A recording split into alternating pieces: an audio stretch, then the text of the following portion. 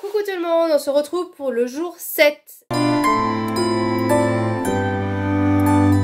Allez, on attaque avec la sortie 2023 que j'avais repérée, que je me suis pas procurée, mais qui fait toujours envie. C'est La femme vêtue de nuit de Nicolas Delon aux éditions L'Alchimiste. Début du XVIe siècle, au fin fond de la forêt noire, à la recherche d'un antique trésor, Enos fouille un tumulus oublié des hommes. Mais à l'intérieur, sa découverte est tout autre. Une fosse commune, vraisemblablement celle d'un tueur qui sévirait dans la cité voisine de Guelguenau. Le voyageur se lance alors dans une âpre enquête à travers les sombres ruelles de la ville. Voilà. J'en dis pas plus, mais moi ça me tente toujours autant, et peut-être que je me le procurerai en 2024, qui sait.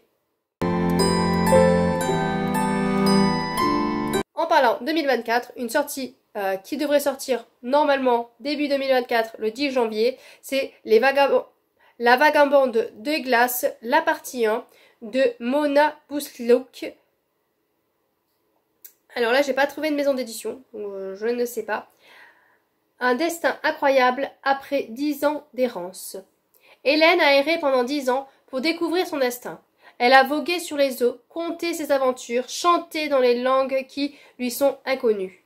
10 ans d'apprentissage pour l'enfant qu'on a voulu faire disparaître. Là-haut dans le nord, son ennemi rôde, là où elle l'attend pas. Celui dont elle a dû se cacher sans savoir pourquoi. Elle l'a sans mêler que son royaume a rejeté. Elle peut désormais accomplir son destin. Voilà, moi ça me tente pas mal, donc je me le suis noté.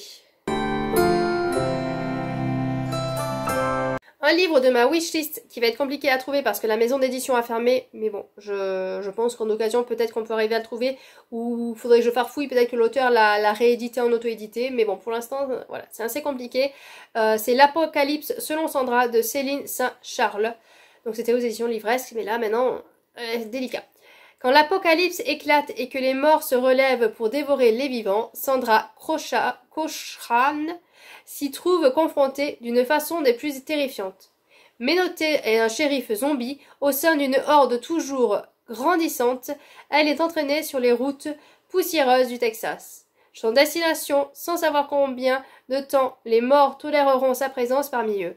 Un road trip sanglant et son haut sous tension où elle devra mobiliser les compétences des plus improbables pour survivre.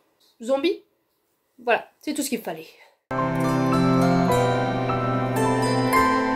Pour le livre de la palle, je pense qu'il est dans mon bingo parce que j'ai pas réussi à le trouver. Enfin bon, faudrait que je range la palle de toute façon parce que c'est catastrophique tellement que c'est un bazar. Mais en tout cas, je l'ai pas trouvé. Donc c'est le préquel de La couleur des nébuleuses. J'avais énormément aimé cette saga et il serait temps que je sorte ce préquel.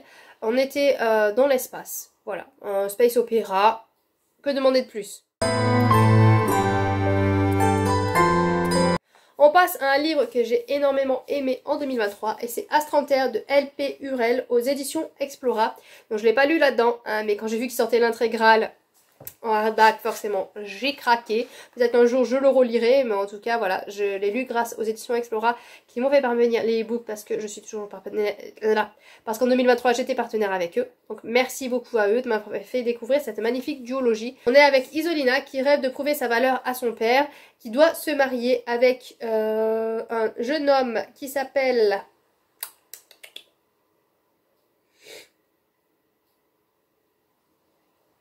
Ah ben on n'a pas le nom du jeune homme derrière, mais bon, elle doit se marier avec un jeune homme, sauf que malheureusement au cours du trajet, le jeune homme va être kidnappé et bon bah son père va décider de la marier avec quelqu'un d'autre.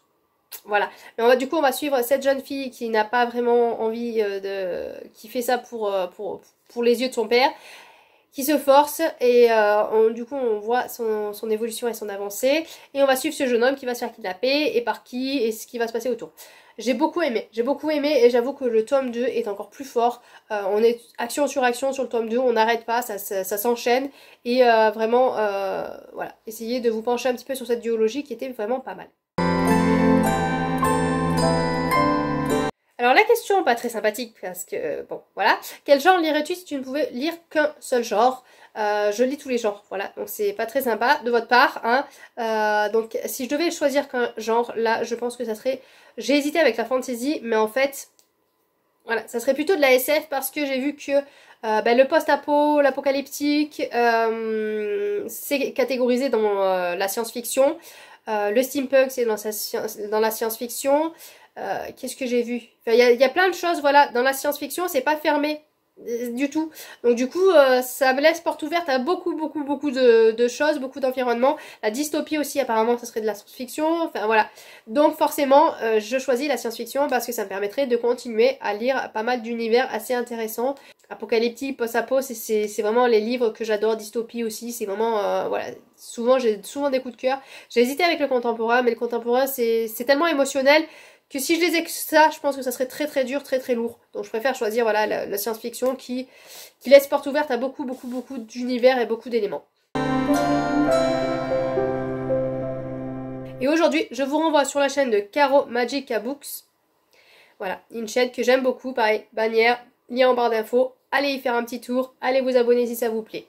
Allez, sur ce, je vous laisse, je vous souhaite de bonnes lectures et à bientôt bien sûr.